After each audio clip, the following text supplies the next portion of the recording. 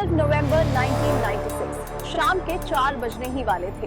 दिल्ली के आसमान में दो एयरप्लेन्स एक दूसरे की तरफ बढ़ रहे थे। कुछ ही सेकंड में होने वाला था वो हादसा जिसने पूरे भारत को हिला दिया।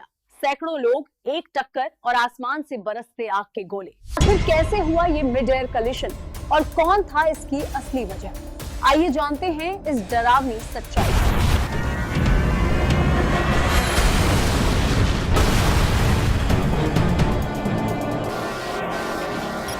नमस्कार दोस्तों, मैं हूं जीवा और आज हम आपको लेकर चलने वाले हैं भारत की सबसे भयानक हवाई दुर्घटना की ओर। ही दादरी मिड एयर कॉलिजन बुशर फाइव, जिसे दुनिया कभी नहीं भूल पाई। नवंबर 1996 दोपहर के लगभग 3:55। कजाकिस्तान के शहर शिमकेंट से एक कजाकिस्तान एयरलाइंस का चार्टर्ड एरोप्लेन उड़ान भरता है।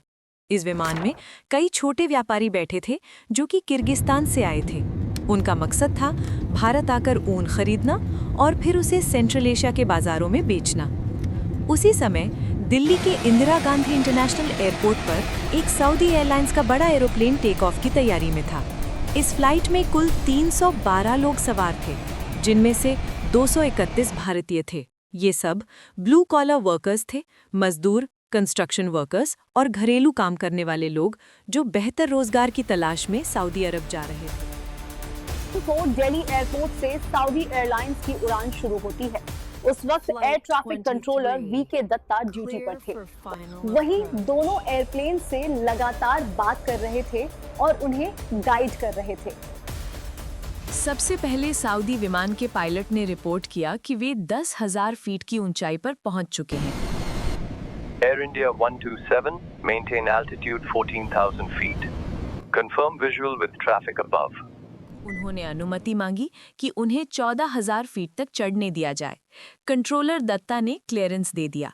इसी बीच कजाकिस्तान का एयरप्लेन दिल्ली की ओर लैंडिंग के लिए आ रहा था। दत्ता ने उसे आदेश दिया कि वो 15,000 फीट पर ही रहे और नीचे न उतरे, क्योंकि ठीक उसके नीचे 14,000 फीट पर सऊदी विमान उड़ रहा था। हवाई नियमों के अनुसार दो एयरप्लेन्स के बीच कम से कम 1,000 फीट का वर्टिकल गैप जरूरी होता है। अपने रेडार स्क्रीन पर वीके दत्ता दोनों एयरप्लेन्स को सिर्फ ब्लिंकिंग डॉट्स के रूप में देख पा रहे थे। कुछ मिनटों तक उन्होंने देखा कि ये डॉट्स धीरे धीरे पास आ रहे हैं और अचानक दोनों डॉट्स आपस में मिलकर गायब हो गए। यही उन्हें समझ आ गया कि एक बहुत बड़ा हादसा हो चुका है।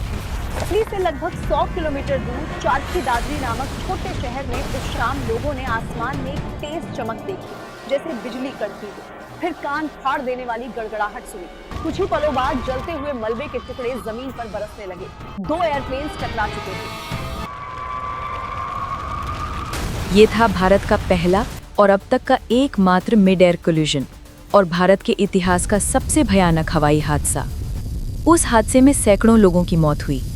स्थानीय लोगों ने बताया कि किस तरह एक तरफ मुस्लिम यात्रियों के लिए सामूहिक कब्रें खोदी गईं, तो दूसरी ओर 70 से अधिक हिंदू चिताओं को जलाने की तैयारी की गई। इस बीच जांचकर्ताओं ने दोनों एयरप्लेन्स की ब्लैक बॉक्स ढूंढ निकाले ताकि पता चल सके कि आखिर टक्कर से ठीक पहले कॉकपिट में क्या हुआ था। तत्कालीन प्रधानमंत्री एच.डी. देवगौड़ा ने इस हादसे पर न्यायिक जांच बिठाई। एविएशन एक्सपर्ट्स ने थ्योरीज देना शुरू कर दी। रेडार सिस्टम की खामियां, पायलट्स की गलती या कम्युनिकेशन का कंफ्यूजन। दिल्ली के पास जो रेडार उस समय इस्तेमाल हो रहा था वो प्राइमरी रेडार था और काफी पुराना। इस पूरी घटना को समझने के लिए हमें पहले आसमान के नियम समझने होंगे। जैसे सड़क पर ट्रैफिक रूल्स होते हैं, लेन्स होती हैं, ठीक उसी तरह आसमान में भी एयरप्लेन्स के लिए फिक्स्ड एयरवेज और एयर कॉरिडोर्स होते हैं। हर विमान को इन तय रास्तों पर ही उड़ना होता है। साथ ही एक एयरप्लेन को दूसरे एयरप्लेन से कम 1,000 फीट ऊपर या नीचे रहना पड़ता है। इसके अलावा 14 किलोमीटर का हॉरिजॉन्टल गैप भी जरूरी होता है। एटीसी जमीन से एयरप्लेन्स की पोजीशन, स्पीड और ऑल्टीट्यूड लगातार मॉनिटर करते हैं। उनके रेडार स्क्रीन पर एयरप्लेन सिर्फ छोटे छोटे ब्लिंकिंग डॉट्स की तरह दिखाई देते हैं। यही डॉट्स उन्हें बताते हैं कि कौन सा एयरप्लेन कहाँ है, और ये जानकारी आती है रेडार सिस्टम से। रेडार रेडियो वेव्स का इस्तेमाल करके दूर मौजूद ऑब्जेक्ट्स को डिटेक्ट करता है। इसी से एयरप्लेन, स्पेसक्राफ्ट्स, यहाँ तक कि तूफानों को भी ट्रैक किया जा सकता है। लेकिन एविएशन में रेडार दो तरह का होता है, प्राइमरी रेडार और secondary radar. Primary radar antenna से रेडियो वेव्स छोड़ता है और जब ये वेव्स एयरप्लेन से टकराकर वापस आती हैं तो सिस्टम डिस्टेंस कैलकुलेट करता है। इससे हॉरिजॉन्टल डिस्टेंस तो पता चल जाता है, लेकिन एयरप्लेन की ऑल्टीट्यूड नहीं पता चलती। यही काम सेकेंडरी रेडार करता है, यानी वर्टिकल डिस्टेंस और ऑल्टीट्यूड डिटेक्ट करना। अब आपके मन में ये सवाल जरूर उठ रहा होगा, अगर रूल साफ थे, रेडार मौजूद था और एटीसी लगातार मॉनिटरिंग कर रहा था, फिर भी ये सबसे भयानक टक्कर कैसे हुई? गलत ट्रांसलेशन, एक कम्युनिकेशन गैप और पूरे आसमान में मौत की खामोशी। यही हुआ उस शाम को। असल में रेडार सिस्टम का सबसे मॉडर्न हिस्सा होता है ट्रांसपॉन्डर। ये एयरप्लेन पर लगा एक छोटा डिवाइस होता है। प्राइमरी रेडार से जो रेडियो वेव्स जाती हैं, ट्रांसपॉन्डर उन्हें रिसीव करके अपनी डिटेल्ड सिग्नल वापस भेज देता है। इससे विमान की पोजीशन, एल्टीट्यूड और स्पीड की जानकारी बहुत क्लियर और भरोसेमंद मिलती है। लेकिन 1990s में दिल्ली जैसे बड़े एयरपोर्ट पर भी ये सेकेंडरी रेडार टेक्नोलॉजी उपलब्ध नहीं थी। एटीसीज को सिर्फ प्राइमरी रेडार से काम चलाना पड़ता था, यानी उन्हें प्लेन्स की सटीक एल्टीट्यूड का अंदाजा नहीं होता था। इसलिए उन्हें लगातार पायलट से बात करनी पड़ती थी, आप किस ऊंचाई पर हैं, कितनी स्पीड है, और मैनुअली चार्ट बनाना पड़ता था। सोचिए जब हर घंटे 20-30 एयरप्लेन्स टेक ऑफ और लैंड हो रहे हों और एटीसी को हर पायलट से मैनुअली डेटा लेना पड़े, कितना मुश्किल और स्ट्रेसफुल काम रहा होगा। एक्सपर्ट्स कहते हैं कि 90s के दौर में एयर ट्रैफिक कंट्रोलर की नौकरी दुनिया की सबसे स्ट्रेसफुल जॉब मानी जाती थी, डॉक्टरों और यहाँ तक कि रेस कार ड्राइवर से भी ज्यादा। और उस शाम 12 नवंबर को यही स्ट्रेस एक डरावनी कहानी में बदल गया।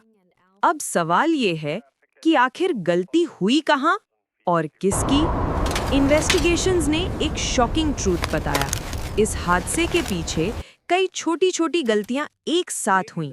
एविएशन एक्सपर्ट्स इसे कहते हैं Swiss cheese model of accidents. Swiss cheese के स्लाइसेस में जैसे कई छोटे-छोटे होल्स होते हैं, वैसे ही सेफ्टी सिस्टम में भी कुछ गैप्स रहते हैं। नॉर्मली ये होल्स अलाइन नहीं होते, लेकिन जिस दिन सारे होल्स एक सीध में आ जाएं, उसी दिन बड़ा हादसा होता है। 12 नवंबर की शाम वही हुआ। कई गलतियां एक साथ अलाइन हुई। शक सऊदी एयरलाइंस पर गया है। कहा गया कि शायद वो 14,000 फीट से ऊपर चले गए और कजाक प्लेन से टकरा गए। लेकिन जब ब्लैक बॉक्स खोला गया, सच सामने आया। फ्लाइट डेटा रिकॉर्डर्स ने साफ दिखाया कि सऊदी प्लेन बिल्कुल 14,000 फीट पर ही था। असली गलती हुई कजाक प्लेन से, जो 15,000 फीट पर रहना चाहिए था, लेकिन डिसेंट करके 14,000 फीट पर आ गया था। ब्लैक बॉक्स के ऑडियो से पता चला कि कॉकपिट में बैठे पायलट्स एटीसी की बातों को ठीक से सुन ही नहीं रहे थे। वे आपस में दिल्ली के एयर ट्रैफिक की शिकायत कर रहे थे। और सबसे बड़ी समस्या, कजाक पायलट्स इंग्लिश ठीक से समझ नहीं पाते थे। कम्युनिकेशन इस तरह होती थी कि एटीसी इंग्लिश में इंस्ट्रक्शन देता, फिर कॉकपिट में बैठे एक रेडियो ऑपरेटर उसे रशियन में ट्रांसलेट करता और फिर पायलट को समझाता। इसी प्रोसेस में बड़ी मिसअंडरस्टैंडिंग हो गई। पायलट्स ने सोचा कि इंस्ट्रक्शन किसी और फ्लाइट के लिए है और वे नीचे आ गए। लेकिन क्या सिर्फ लैंग्वेज बैरियर ही इस हादसे की वजह था? उस समय कजाकिस्तान एक नया देश था, सोवियत यूनियन के टूटने के बाद बना था। रशियन एयरलाइंस की छवि पहले से ही खराब थी। कई रिपोर्ट्स में आया कि पायलट्स कॉकपिट में वोडका पीकर भी उड़ान भर लेते थे या कंट्रोल्स बच्चों के हाथों में दे देते थे। ऐसे में इंटरनेशनल रूट्स पर इनकी रिलायबिलिटी पहले से ही सवालों में थी। और फिर दिल्ली एयर स्पेस की अपनी प्रॉब्लम्स थी।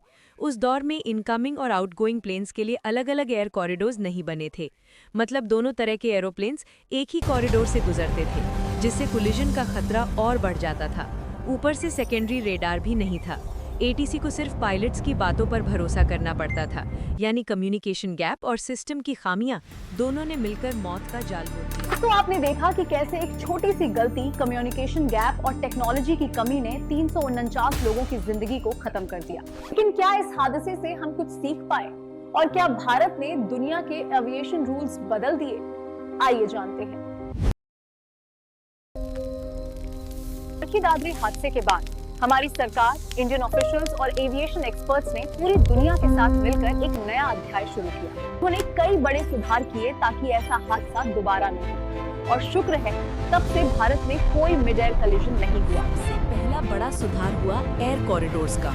अब इनकमिंग और डिपार्टिंग फ्लाइट्स के लिए अलग अलग कॉरिडोर्स बनाए गए। इससे एयरप्लेन्स के टकराने का खतरा कम हो गया। दूसरा सुधार हुआ सेकेंडरी रडार और टीकैस का। सिविल एविएशन मिनिस्ट्री ने 31 दिसंबर 1998 तक 30+ सीट वाले सभी एयरप्लेन्स में टीकैस यानी ट्रैफिक कोलिजन अवॉइडेंस सिस्टम लगाना अनिवार्य कर दिया। टीकैस एक एडवांस सिस्टम है जो पायलट को रियल टाइम अलर्ट देता है। अगर कोई प्लेन 1000 फीट के वर्टिकल डिस्टेंस के भीतर आए तो अलार्म बजता है और डायरेक्शन भी बताता है कि किस दिशा में उड़ना है। अगर कोई एयरप्लेन नीचे से पास आए तो अलार्म की मदद से पायलट ऊपर उड़कर सेफ डिस्टेंस मेंटेन कर सकता है। ये कदम इंडिया के लिए बहुत बड़ा था। उस समय टीकैस बहुत महंगा था और कई देशों ने इसे लगाने में परेशानी जताई, लेकिन इंडिया ने इसे लागू किया और बाद में कई देशों को ये अपनाना पड़ा। तीसरी और सबसे महत्वपूर्ण सीख लैंग्वेज बैरियर और कम्युनिकेशन। हादसे में कजाक पायलट्स ATC के इंस्ट्रक्शंस ठीक से नहीं समझ पाए थे। इसके बाद इंडिया ने इंटरनेशनल एविएशन कम्युनिटी के सामने ये इशू उठाया। 1998 में ICAO के सामने यह प्रस्ताव रखा गया कि सभी पायलट्स को एक मिनिमम लेवल की इंग्लिश प्रोफिशिएंसी होनी चाहिए ताकि ग्लोबल फ्लाइट्स में कम्युनिकेशन क्लियर हो और मिसअंडरस्टैंडिंग्स ना हो। बहुत देशों में इंग्लिश फर्स्ट लैंग्वेज नहीं थी, लेकिन एविएशन में एक स्टैंडर्डाइज्ड लैंग्वेज जरूरी थी। अंततः इंग्लिश को इंटरनेशनल लैंग्वेज चुना गया। आज अगर कोई पायलट इंटरनेशनल फ्लाइट ऑपरेट करना चाहता है तो उसे इंग्लिश आनी जरूरी है। डोमेस्टिक फ्लाइट्स में वो अपनी नेशनल लैंग्वेज भी यूज कर सकता है। स्विस चीज मॉडल को याद करें, जैसे सेफ्टी सिस्टम में होल्स होते हैं। इस हादसे के बाद इंडियन गवर्नमेंट और एविएशन ऑर्गेनाइजेशंस ने मिलकर इन सारे होल्स को फिल करने की कोशिश की ताकि भविष्य में कोई भी मिड एयर कोलिजन ना हो।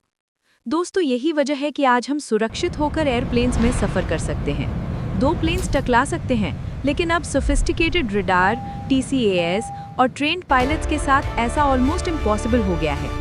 लेकिन ध्यान रहे, ये मतलब नहीं कि हर क्रैश रोका जा सकता है। दुनिया में अभी भी कुछ एयरप्लेन क्रैशेस होते हैं, जैसे चाइना का हालिया क्रैश या मलेशियन एयरलाइंस हादसा। उनके कारण अलग है और उन्हें रोकना आसान नहीं। लेकिन चरखी दादरी हादसे ने हमें ये सिखाया, सुरक्षा सिर्फ नियमों पर भरोसा नहीं, बल्कि टेक्नोलॉजी, ट्रेनिंग और कम्युनिकेशन का परफेक्ट मिलाप होना चाहिए।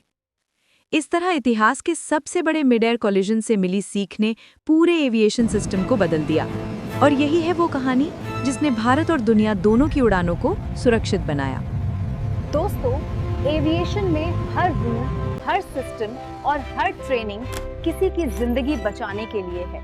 और हादसे को याद रखें, लेकिन साथ ही ये भी जानें कि इंसानी समझ और तकनीक मिलकर कैसे चमत्कार कर सकती है। धन्यवाद। अगर आपको ये वीडियो पसंद आया हो तो लाइक और शेयर करना मत भूलिए और चैनल को सब्सक्राइब करें।